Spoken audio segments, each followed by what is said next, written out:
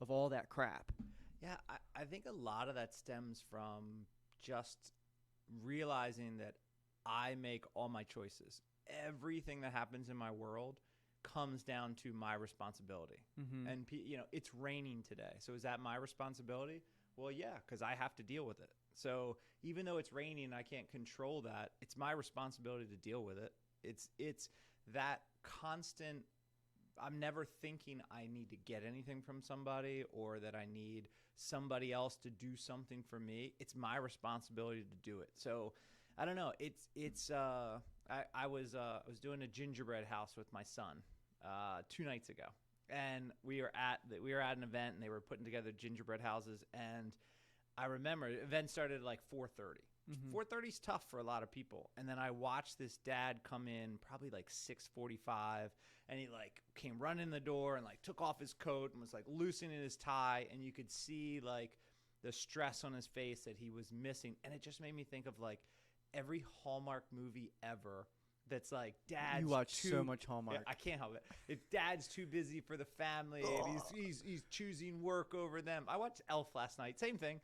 And like just watching this, and I just sat there and thought, God, I'm so blessed that I was able to be home by 4 o'clock. Mm-hmm. I changed into some goofy black watch pants so that I was festive and take my son and go do this whole thing. And it was like, I'm everything that I do is for a purpose. And like, I'm not just trying to build a business to build a business. I want to build a business to have a life. Mm-hmm. And then all of a sudden you start to think, you don't have to have the biggest of anything. Like everybody is like, I want to be number one. I want to be the best. In real estate, everyone is the number one because you just look at advertising. Yeah. Every single agent tells you how they're number Best one. coffee in New York. Yes. It's best slice of pizza in Ocean City. Number one, Yeah. for units, number one for sales, number one for whatever. Yeah, you're the number one podcast in this building. That might not be true. Son of I'd love it to be true, but you got the 100% of the bays downstairs. There's a podcast across the street. There's 4 buildings. I mean, All right, you're number one in this room. I'm number one in this room all day. Everybody's number one at something. But I think the point is, can we get over the ego of having to always like compete with everybody? Well, that's what I'm talking about, and that's what I really do admire about you is you're this big personality, this big guy, but you don't overwhelm people. You don't you don't like do like you don't cast a shadow and try and like make it so other people around you feel smaller, which is something to be said for. I mean, you get up in front of thousands of people at times and speak. Like it would be very easy for you to like turn your nose up at people, but you don't. So that's part of it. The other part of it, the freedom part of it, which is really cool, is your ability to realize that if somebody hears you say everything's my responsibility, I'm responsible for my life, they might think that's the opposite of freedom. But that, I believe, is the definition of freedom. Because if you take accountability for everything, that means you're in control of everything that happens. Yes. So you are free of everybody else's control. If I let someone cut me off in traffic, ruin my day, that person is controlling me. Yes. I'm not They free. control your emotions. You get upset, you flick them off, you're angry, you walk into work or you go home and you're, yell Drop at your kick kid. your Exactly. dog. Exactly. Because you're upset about this person, but that's all on you. That's not freedom. Like, that's yeah, control. somebody cut you off, but it's your choice to get over it. Right. And same thing goes for You hear that business. little whistle? Uh-huh. Was it you or me? I think it was me. Maybe we whistled in unison. Ooh. What if we whistled in unison? Okay, no more whistling. Okay. Okay. But it was an accident, so how are we gonna? But I love. This is why I wanted to have you in, because you're easy to talk to, and I think we kind of think alike on some of this stuff. So that's it. You are free, and there's why, because you take responsibility for everything. You're in complete control. Like if you ran a business and you ran your business and your success was determined by, Joe Smith on your team doing X amount. Yep. Like that's not freedom. And I went through that. So it's not like this just happened overnight. This just happened over time. Mm-hmm. And I had a really successful real estate team with some really great people that were with me for years and years and years. And then there came to a point where they came to me and they were like, "Hey, we're not going to stay here anymore. We're going to go somewhere else." Mm-hmm. And that was that was tough because that was, again, like you're saying, like, okay, well, if my team is successful because of X, Y, and Z are leaving, what does that mean about my team? Mm-hmm. And just taking full responsibility and saying, okay, let's look at what are the reasons they're leaving.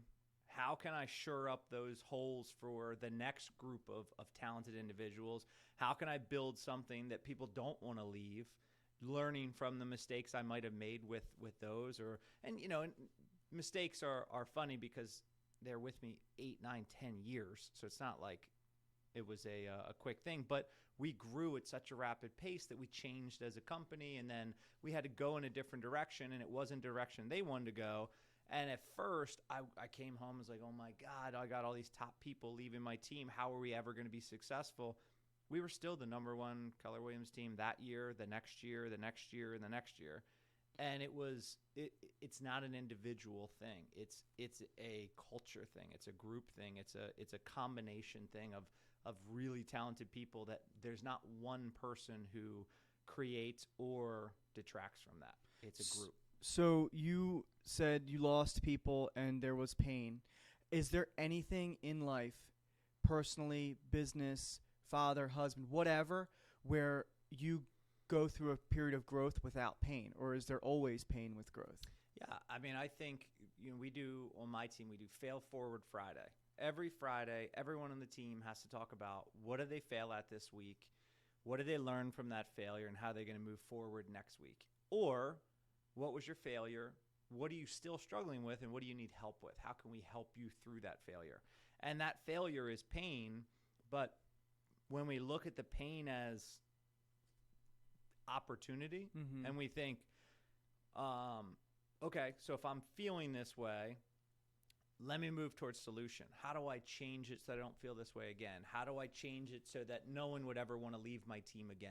And we made some massive changes, and we have a totally different team than we did prior to that event. So like that event actually created a ton of success for us, and we wouldn't be where we are today without it. And in the moment, it may be easy to fall susceptible to believing that, oh, this hurts, this is painful, what have I done? Yeah. But in the I mean, to get on the personal side, like because I think your personal development is a conduit to your business development. The more you grow personally, the more you're going to grow in business. So on a personal side, my wife Emily, Mm-hmm. who's amazing. Well, I was actually married some prior. around town, I hate to do this, but some around town say that you only give me any like time of day because our wives are friends. Well, That's what people are saying. I don't want to put any rumors to bed, but yeah, that's part of the reason. No, we went out for wings, no wives. It was I know, amazing. it was. It was our first date. First one-on-one date. First one-on-one date. First one-on-one date. Yeah, you went can't great. You can't count. And group then dates. he didn't text me or call me for like a week. Unbelievable. You meet a nice guy, you go out, they say yes, you share laughs. You think, oh, you go home that night. Oh, Aaron, we had such a good time, and then you don't hear from him for a week. It was a perfect Girls. first date. I went Typical. out. I asked you a bunch of questions about yourself. You got really excited talking about yourself, and then I left. And you went over. You left going, wow, what a beautiful date that was. And then on the flip side, you're like, wow, he didn't let me talk at all. What an asshole. That's not at all what happened. I know. But yes. So my wife, Emily, who's amazing, I was actually married before her, and it was probably the best thing to ever happen to her because of the person I was able to change into from that experience. So long story short, met, dated, engaged, had some struggles during the engagement that went to start seeing somebody and like, what is going on? Tried to postpone the wedding. She was like, no, it's fine. That's fine. Let's go through. Went through with the wedding.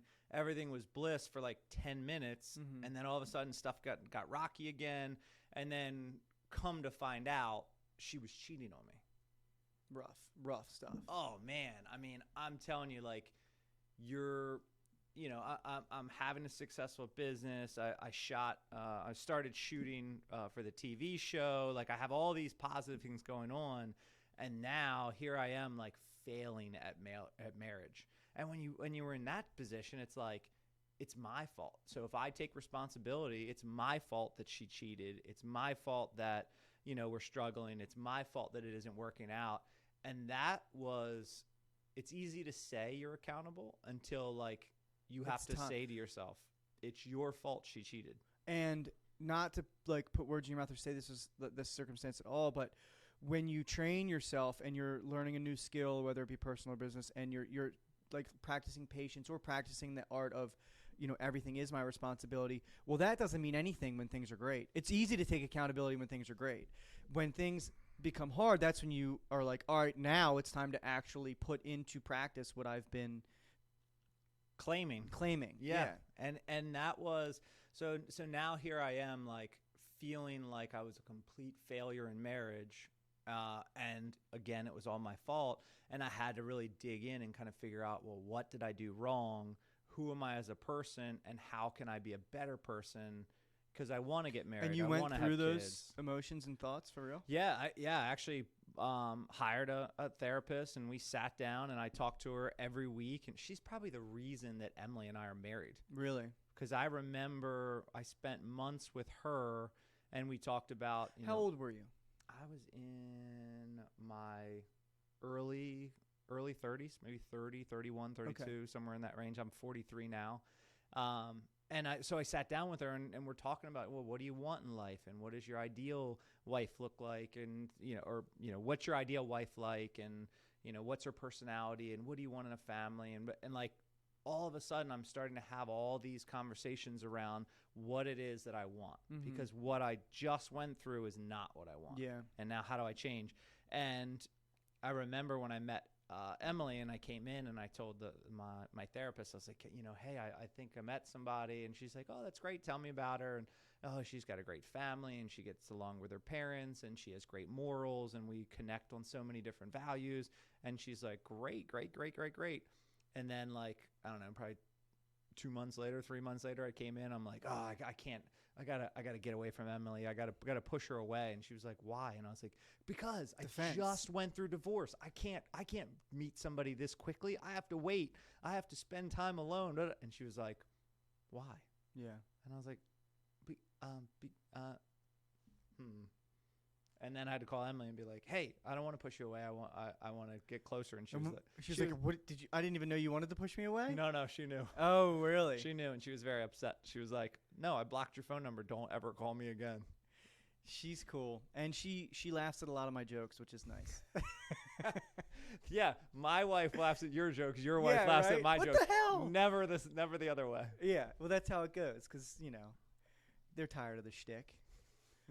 But it's awesome to hear about your.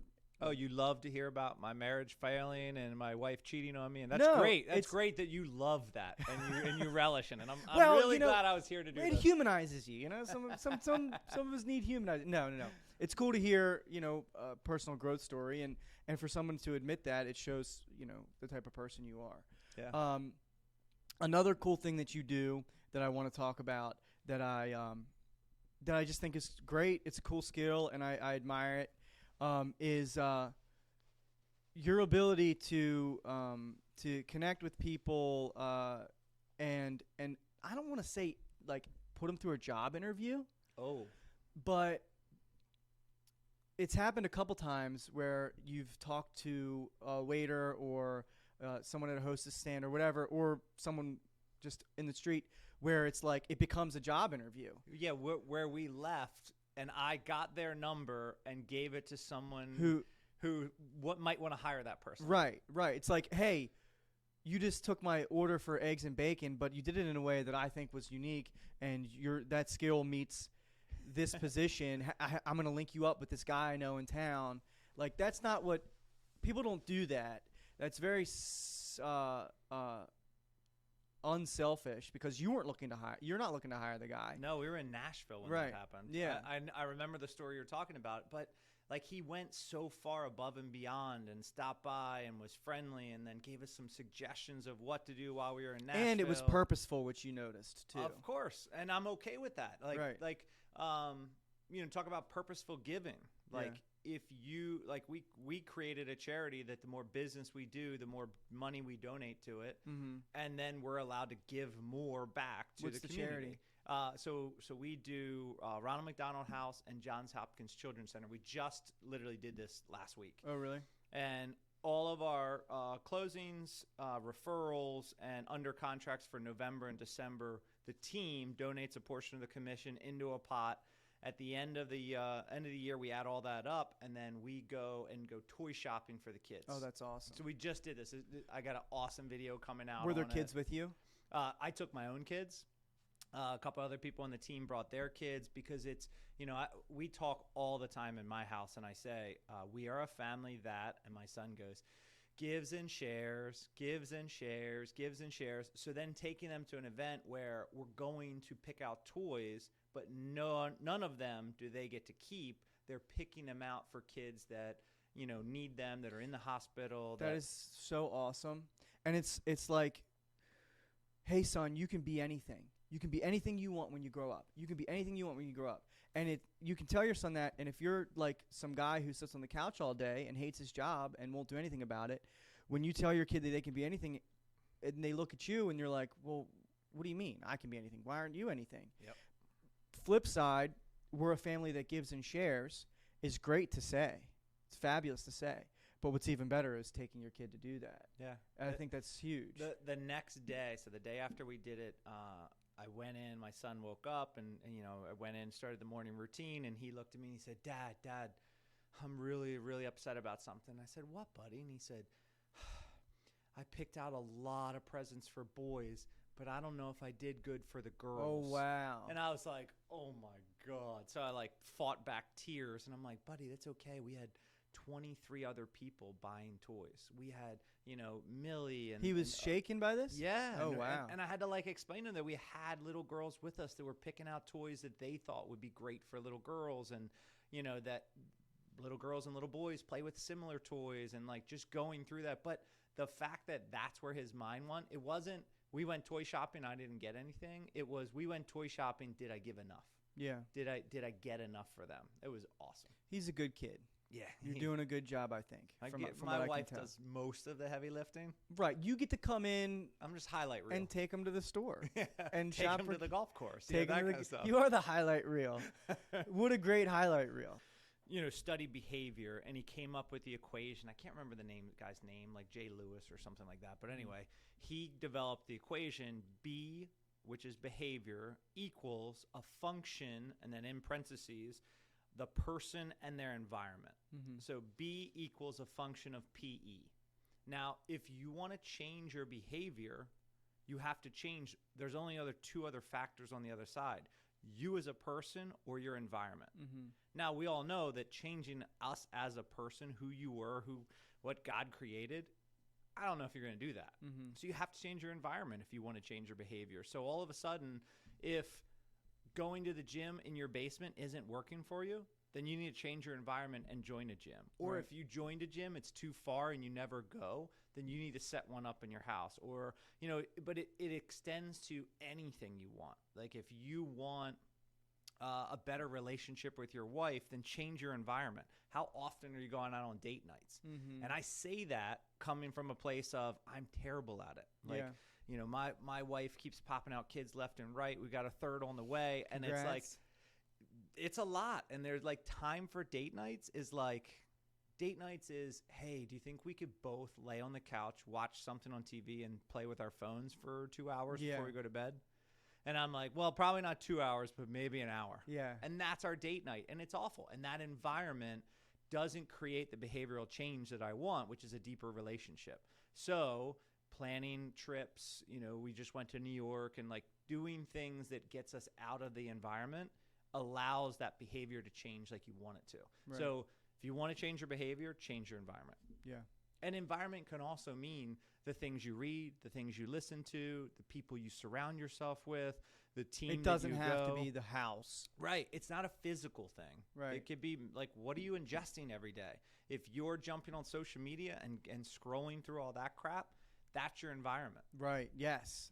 It doesn't have to be the streets you drive and the house you live in. It just could be what you consume mentally. Yeah. And who you talking to and who you surround yourself with. Yeah, that's a fantastic point, because I find myself sometimes getting into these rabbit holes. It's very easy to create the algorithm, whether it's YouTube or Instagram, by like following news. If you follow the news on Instagram, they're going to show you news. Yes. And you're going to be, and then before you know it, you're going to be wrapped up in foreign affairs. And I have no business in foreign affairs. Why am I up worrying about it? I'm going to change my algorithm back to real estate and comedy and surfing or whatever. So I think that's one of those things that I don't think most people get. Like, if you watch a video and then it starts sending you other videos and you keep watching those, like right now, I don't know how I got on this kick. It's actually not a bad one, but there's this guy who gives away stuff. He like Mr. Beast? Yeah, he gives away a Lamborghini or gives away a house. He's crazy. And all that. Yeah, and he's crazy, but really, is he? Like, he gives away a $300,000 Lamborghini, and then he makes $3 million on the video.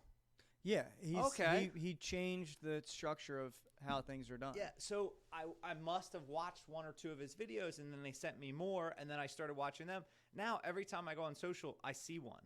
And it's the understanding that I created that, taking responsibility for that happening. Now I have to decide. Let's say Mr. Beast was a bad video or something that I shouldn't be wasting my time with. Mr. Beast was videos of people in Ukraine. Yeah, well, that's a tough one to say, but okay. Well, whatever. Or the fear-mongering, nuclear war is imminent. Yes. Let's say Mr. Beast was all political nonsense and fighting and all that stuff. I have to train myself or get myself to not click on that video. So if I don't click on it over and over and over again, then all of a sudden the algorithm says, maybe he's not that into that, and they get rid of it. So what are we doing in our life? Like, that's the algorithm that Facebook created. So please, God, stay off of social media as much as you can. Right. But except for to watch our stuff. Go on. But if you're going to be able to see patterns like that in the algorithm, why not look for patterns like that in your real life? Why not look for, places where you feel uncomfortable? You keep hanging out with that shithead that makes you feel bad and complains all the time, and then you go home and you're upset. You said a bad word. What'd I say? Shit. Oh, wow. This is a safe space. All right. Looking out at the sea, waterfront house hunting. Take it away. Yeah, I guess all those times spent traveling the world or traveling the country. I didn't go outside of the world. Traveling the country, looking at waterfront properties and helping people find them. It's like, God, why would we live any other way? Yeah. And yet here I am in a house with zero water. It's actually entertaining, and it might just because I enjoy you, but the show is entertaining. And you're good. I saw a clip today where it was a house, and you watched a clip today? Uh-huh. Was it on Pluto? Pluto, it's for free right now. I watched it on YouTube. It was just a clip on YouTube. Fair enough. I wanted to watch it. It's really easy. You just commit to 22 hours. And you get it all? You get on the Pluto, you start the first one, and then you just stay on your couch for 22 hours. I don't think I'm asking a lot. Yeah. And then come back to me with notes. You were talking about hurricane insurance or being worried about hurricane. Like, the oceanfront property is beautiful. It's great. But here's the thing. And this is with, where you're doing your fiduciary responsibilities. You're fulfilling your your fiduciary. Well, the oceanfront property is great. Watching the waves crash on the sand is great. But have you thought about hurricanes? you said something like that. And then it goes to you at the pantry, and you're like, oh, hurricane pantry. It's like great segue. Seriousness. Cut. Yep. Did you enjoy shooting that show? I love the experience of it. We shot 14 episodes. Sorry, how old were you? Let's see. I was. And how many years were you in the business? I was in the business a while. I got in the business in 2002, and I got this show in like 2014. Oh wow. Yeah. Okay. So I was like 12 years in the business, and I remember. You got in the business in 2002? Yeah, right after college. Wow. Okay, that's amazing. Is that bad? Because I've been in 20 years, and they're like, you should have been further. You should have been bigger. I guess I think you're younger than you are.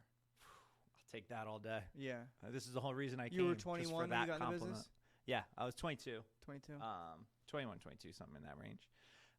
But yeah, so I'm 2014, somewhere around there. I shot an episode. Oh man, how's this for a segue?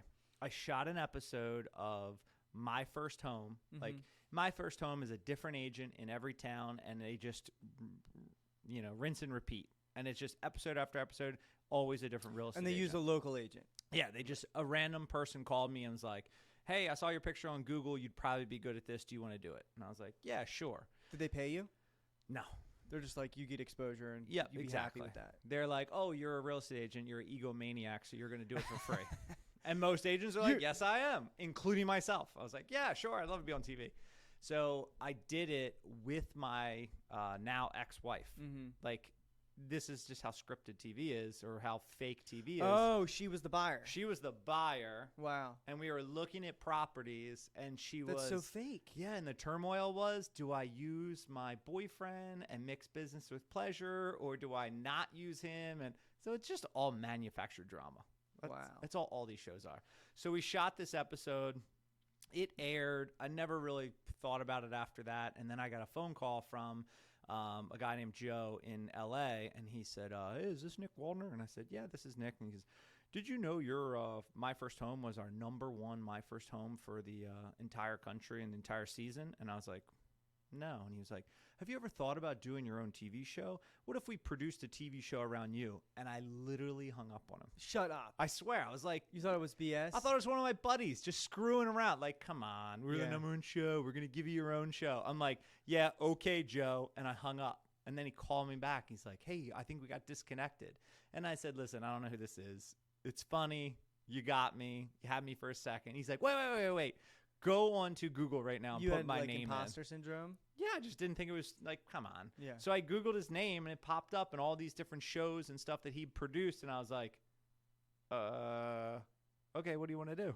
And then we started talking about different ideas, and he pitched me a bunch of stuff that I was like, nah, it's not for me.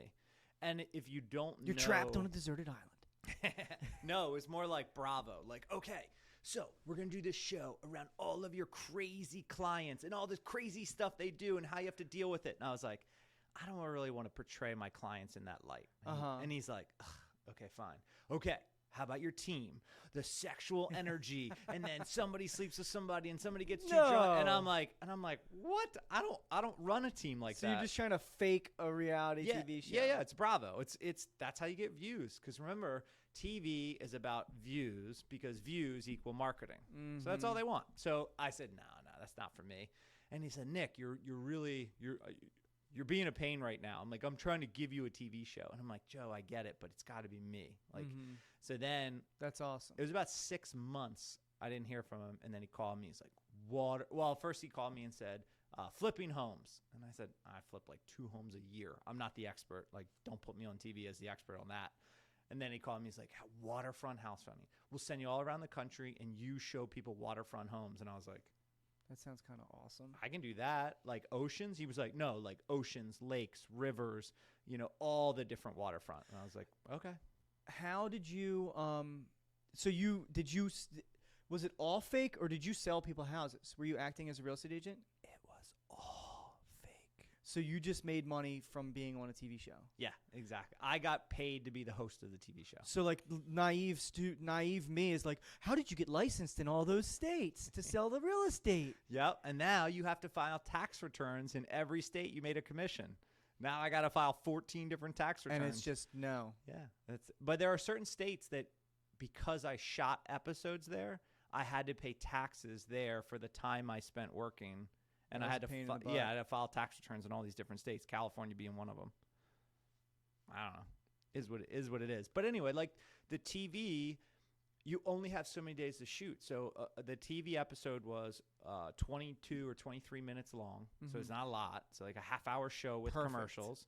And wow, you don't want to watch me longer? No. It's okay. This whole like hour-long show it's just too. I can't watch freaking the most suspenseful movie 5 nights a week, like Handmaid's Tale, if anybody watched it, or freaking Breaking Bad, or what's the other one with Jason Bateman? The Ozarks. Oh, yeah. It's like, holy, I'm having anxiety. And Aaron, my wife, and many wives probably do this, are obsessed with these murder shows, these documentaries about serial killers. And I'm like, How do you sleep at night knowing that she's laying next to you? She now knows how to commit murder. Yes. So you got to watch your P's and Q's. And get away with it. And to boot, I don't know if she likes me that much. I'm a prime target. Dude, if she gets the taste for blood, she's got the she's a nurse. Maybe she's curious. Can I get away with it? Uh-huh. I don't know. Maybe I should try on Adam. So one night I'm walking down the hallway and I hear this show talking about Ted Bundy murdering 300 people, and I walk by I peek in, and Erin, my wife, is like like sleeping soundly. Like it might as well have been a video of butterflies flapping their wings. Like it's put her to sleep. Kind of sick. Okay, we're going off topic. We got to get back. All right, let's get back. So all the shows are produced for every one of our episodes. It was 6 days of filming, 1 day off. Mm-hmm. And that was every single week. And the days... For how long? For how many months of the year? We did it for like 5 months. Oh, wow. And it was 12 hours each day. So you start at 7 a.m. shooting and you finish at 7 p.m. And they have really strong unions where you literally...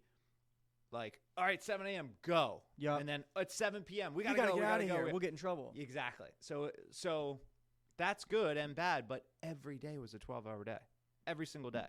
And then you'd have 1 day off, and I would be in middle of nowhere, Alabama, or wherever, with my 1 day. So sometimes I would finish shooting, jump on a plane to fly home, just to see Emily. Emily and I were only dating maybe a year or two at the time. Oh, wow. And check in on my team, and then the very next, to have 1 day. You still had the team going. You didn't put that on. No, I kept all that. I kept everything rolling, so that I'd have 1 day here in Maryland, and then the next morning I would fly out to whatever next location was and go shoot somewhere else. Were any of your employees like, you're off shooting this show and we're in the trenches? Yeah, they all knew it. Did any of them resent you? No, because I think it came at a really good time. The whole reason I accepted the show, the whole reason I said yes to it, is because my coach and I sat down, real estate coach. If you don't have a coach, you need a coach in everything. I have a coach for my business. I have a coach for my wealth. I have a coach for my golf. I have a coach for our marriage. Like everything you want to improve in life, you should have a coach for. But you've been running a team successfully for how long? 15 years? Yeah, probably 15. 15 years. Like, why do you need a coach? Well, look at Michael Jordan when he was at his best, or Tom Brady at his best, or Michael Phelps, our local hero, at his best. Every one of those at the top of their career still had a coach.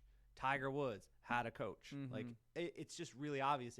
If they're the best of the best of the best of the best of the best, and they need a coach, why are we so egotistical to think we don't need one? Right. Like that's crazy. That's crazy. And in right now, everything's changing, which means you have to be nimble. You have to be changing too. You have to be prepared for crazy inflation, high interest rates, lack of inventory, low supply. There's all these different factors that have never all come together like they are right now.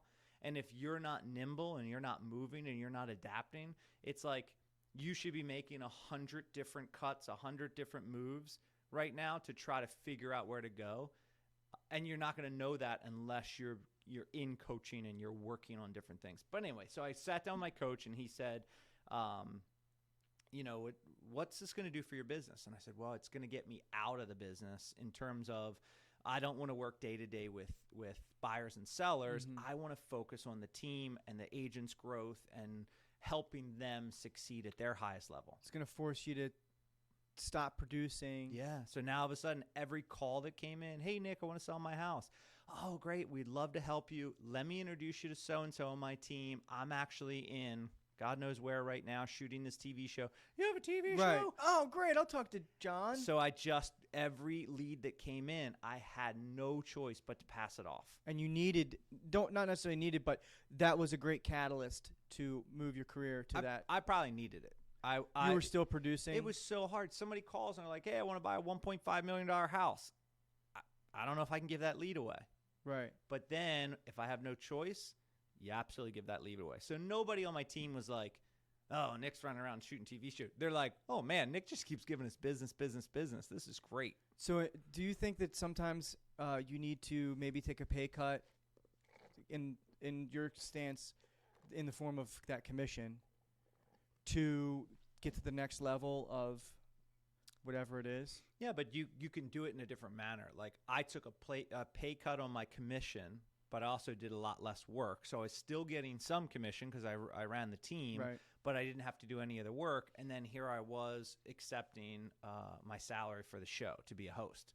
So I was trading one for the other, but the entire point was to come back after this show because we're only going to film for 5 months and then it's done. Now I'm going to come back out of production and I'm going to focus working on my business, not in my business. And I think the biggest struggle people have in real estate anyway is they're so focused in their business that they're not working on their business. They're not growing their team because this home inspection came back with this and settlement got pushed. That's all in your business stuff. Yeah. So showing people houses, listing houses, dealing with inspection, repair, negotiations. That's all in your business. Exactly. What is like the other side of the coin as far as on your business? Yeah, if you're working on your business, how are you sharpening the saw? How are you training? How are you learning? How are you adjusting your scripts? How are you working on your systems? How are you creating a better system for your listings or more marketing or different lead generation tactics or new office space or anything that's going to push you forward? So it's things that help the business grow, not things that have a expiration date. The commission check's going to come on the 22nd. That's the date of settlement. That's after the 22nd. Every work you put into that house, you've already gotten paid for. Yeah.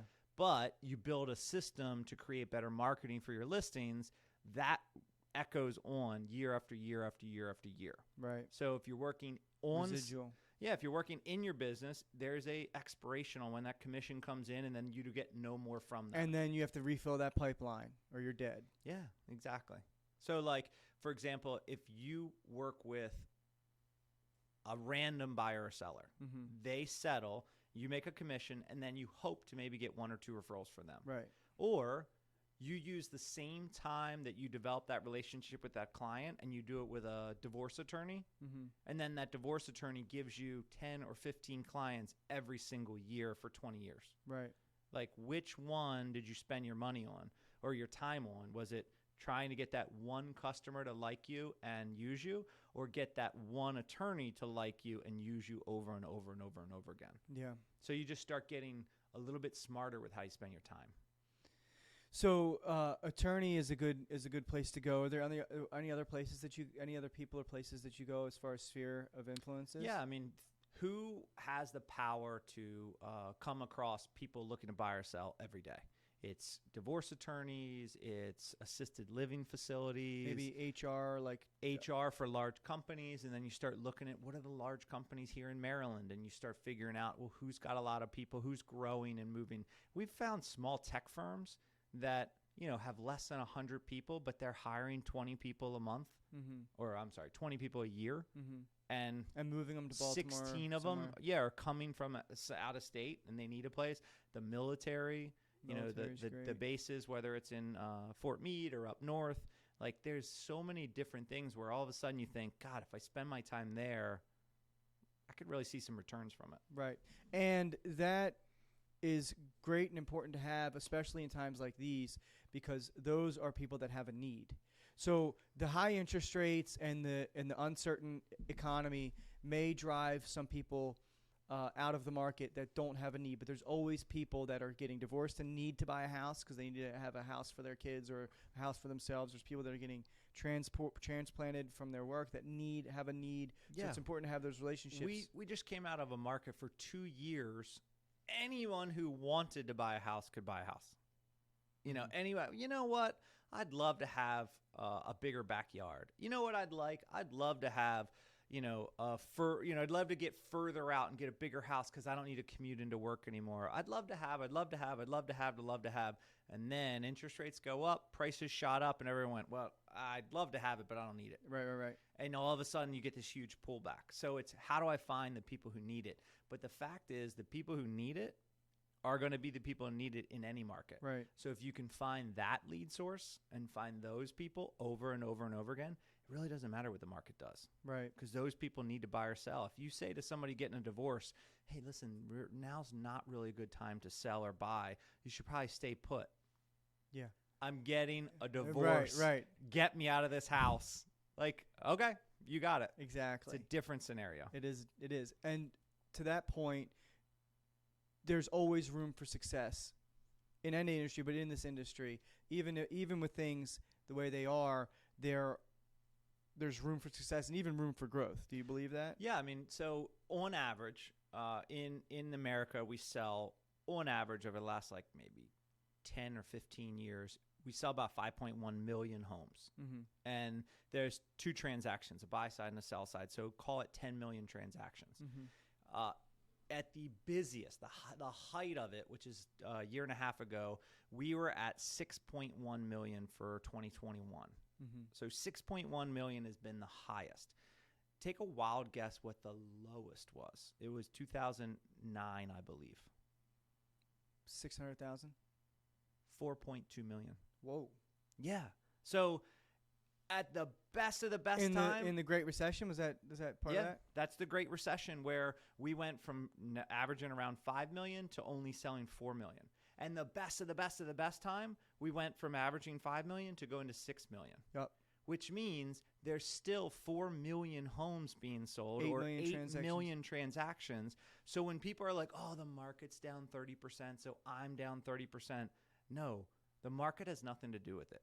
The market is what it is, and you have to take responsibility and go out and find your business. Maybe you used to call 10 people a day, and you sold, 10 million. And now you realize, gosh, I've been still calling 10 people a day, but I'm selling 5 million.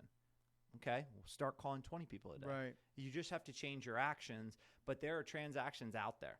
I got in 2002, and then if you look at 2003, 4, 5, 6, I mean, it was like the crazy. You put a sign up in the yard, and it was sold in no time. It was that crazy? So you lived through that boom, and you lived through the boom that just happened, obviously. Yeah. And I got in the business in like 2011, so I just heard stories about people writing contracts on the hood of cars and stuff. Yeah, so it was crazy. You're writing a contract on the hood of a car, and then the lender is like asking 3 questions and approving the loan. Right. Do you live here in Maryland? Yes. Do you have a job? Yes. Do you have a heartbeat? Do you make over $250,000? No. Let me ask you that again. Do you make over $250,000? Yes. Okay, great. You're approved. Yeah. That was it. Right. It was insane. It was crazier than this last one? No, it was just a different crazy. It's crazy. Still crazy. It's just a different crazy. Well, people, the good thing is, I can speak on this, is people definitely still had to qualify. Yeah, during this one. Qualify for repayment, and there was no loosening of guidelines. If anything, they got really tight in 2008, 9, 10. Too tight. Yeah, way too tight. It was really, when I first got in the business, it was extremely hard. I didn't really know much, but luckily I had my father, who's been in the business since the 80s, to like help me. But it was extremely hard to close a loan. Even and ask people that bought houses back then, they'd be the best client, best borrower you could think of, job security, W-2'd, and they'd still get sent through the ringer. Everything in this world is on a pendulum. Mm-hmm. It's swinging one direction or another. So that pendulum swung. So it swung. That pendulum went all the way to the left, which is anybody could get a loan. Just sign your name right here. You're good to go. That didn't work. Mm-hmm. And then it went, oh my gosh, that didn't work. So it swung all the way back to the other side, which is you had to give your firstborn even to be considered to fill an application to get a loan. Mm-hmm. And that didn't work. Mm-hmm. And then it comes back to the middle, but it's always moving. There's never like we find the middle and we're good. It's always going to be going one direction or another. It's always going to go too far this direction, and then it's going to recorrect. Yeah, recorrect. And the same thing happened with COVID. COVID came out, and inflation took a massive jump I wish down. I wish they never I wish that never came out. Yeah, and so inflation crashed because nobody was going to do anything. You in one of your videos last week, it was so great. You were like, "Look at this graph. You see this dip? That was COVID." And most of the time, whenever you look at any kind of a graph, the dip is COVID. Yeah, anything in the last 3 or 4 years, it's always COVID. It doesn't matter the graph. It could be anything that they're plotting. Yep. The dip is COVID. I thought that was funny and clever. Yeah. So who wrote that for you? Uh, You came up with that. yeah, I don't. Okay, no. I don't come up with it like I'm a genius. I come up with it like I just study so many things, and it's like, oh, I picked up this from this guy, and this from this person, and this from this person, and I just put it all together. Right. So everything I say, everything I do, I learned it from somewhere else. It wasn't coming from my feeble brain, but that's part of what makes my success is like I'm such a voracious learner. And then I take that learning, regurgitate it, and teach it to others. And you are humble enough to understand that you don't know everything, and that's great because a lot of people they're like, I don't need a coach, I don't need this, I don't need that, I know I've been in the business for 20 plus years. I had a TV show. I don't need. And there are people like right now. They're like, oh, I went through the boom and bust of 2004, 5, 6, 7, 8, 9. I know how to do this one. This one's different. Mm-hmm. Inflation's different. Supply's different. We've got the war in Ukraine. We've got crazy things going on politically, and there's a lot of turmoil there. Like there's so many different factors that no one has been through this shift. No one's been through it, and no one can predict where it's going to go. Yeah. And the strongest aren't going to do the best in this. The smartest aren't going to do the best in this. It's all going to come down to who's nimble and who's willing to learn and change. Yeah. And the ones that are willing to make changes and adjust, they're going to crush it. Mm-hmm. Everyone else is going to struggle because I'm the biggest and I've always done it this way, and I know if I keep doing it, it'll work. Probably not. Mm-hmm. Or I'm the smartest and I can outthink everybody else. That's going to be tough. You're going to be hard to beat the nimble and the ones that are constantly updating and changing because they're adjusting to the market. Right. So how do you plan to change? I don't know if I'm going to change in the fact that like the business is going to change. I think I'm going to continue voraciously trying to learn.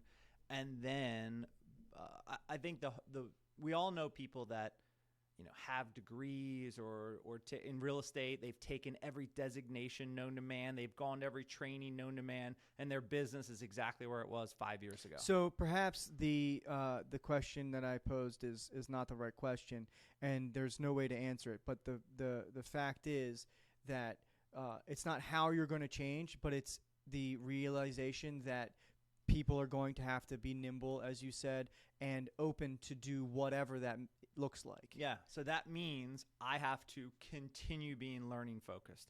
I have to continually look for things that are changing and try to understand them. And then I have to teach them to others. So for me, if you're going to learn something, that's great. Mm-hmm. But when you go and teach it to somebody else, it's a real eye-opener of whether you actually understand it or not.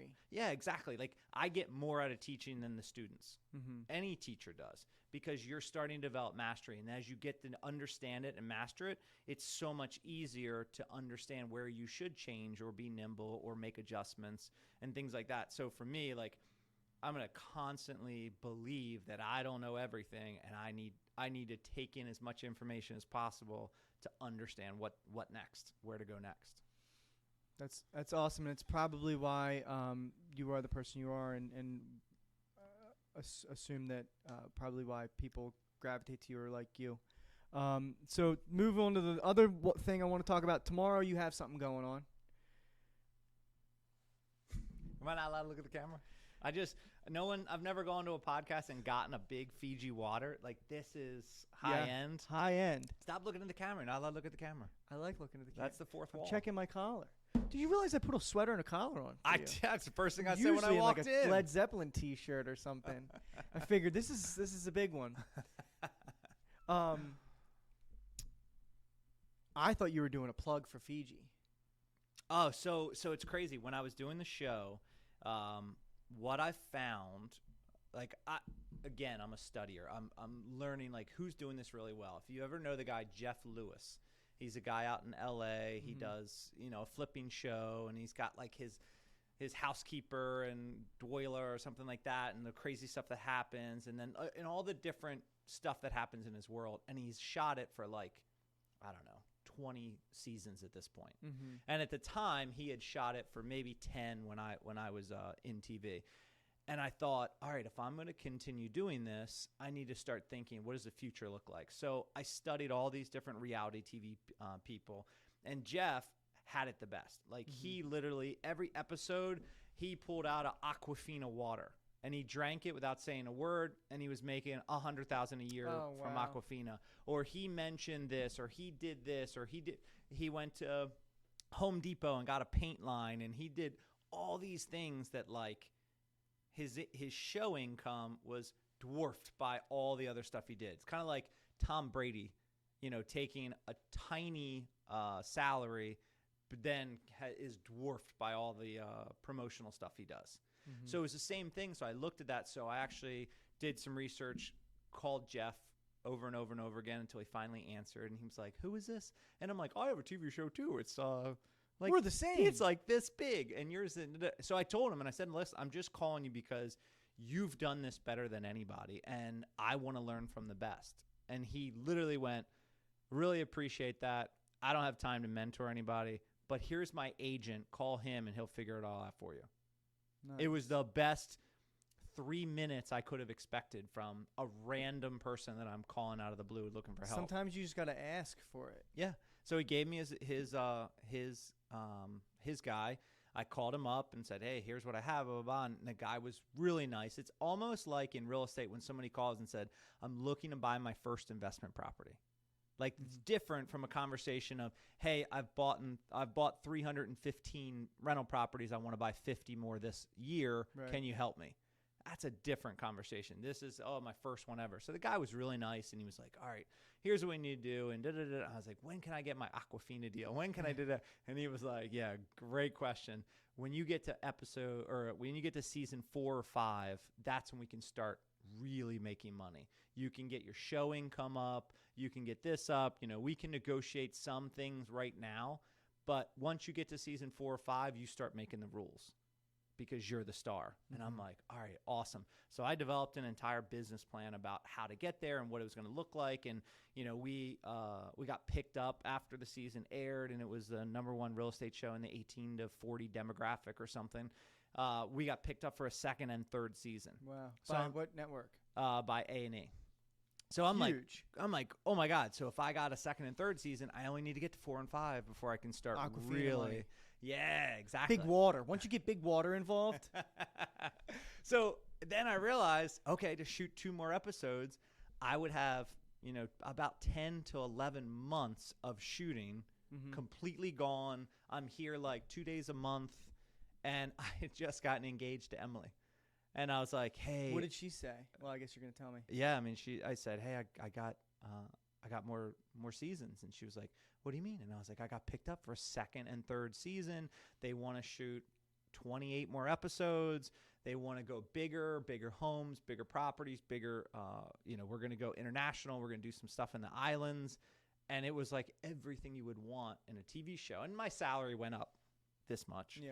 And timing went up this much. Like, okay, now we need you on the road 26, 27 days a month for the next 10 months, 11 months. And I remember we had just gotten engaged in August, and the news came in like September, October. And she said, oh, that's awesome. You're gonna take it. Don't worry about anything with the wedding. We'll plan it all while you're away, and you'll be back in time for the wedding. And I remember and she was so supportive of it. And I was like, okay, wow. That's what we'll do. And then I was like, I literally walked away from that conversation. And I was like, is that the person I want to be? Like, yeah, I'm going to get engaged and then leave my fiance for a year, let her plan everything. And then I just come back and show up for the wedding. I was like, God, is that really what I want? And then sat down with my coach and started talking. And what's your 5-year vision with TV? What's your 10-year vision? How does that look? How does that affect your marriage, your becoming a father and having kids and spending time with them? And, by season 10, when you're shooting, 30 more episodes, where are you? How much are you gone? And I'm like, my God, I'm making the money I want to make. I'm doing all that. I'm getting the notoriety stuff would be kind of cool, but I wouldn't be around with my wife, with my kids, with my family. I wouldn't be creating the life I wanted. I'd be living this great life on TV and this miserable life behind the camera. Right. Where like, I can't tell you how many nights just in the first season we shot where like we'd get done shooting at 7 p.m. We'd drive back to the Holiday Inn Express we were staying at, and we'd sit at the bar and eat whatever random thing they had on the menu. So this thing that you want and the thing that you want, the Aquafina deal and all the things, oh, that's exactly what I want. But then the repercussions of being away and being this person, they don't match. It's like, so do you think that making a decision, a definitive decision, is better than assessing all of the probable or possible outcomes? Like, action is better than...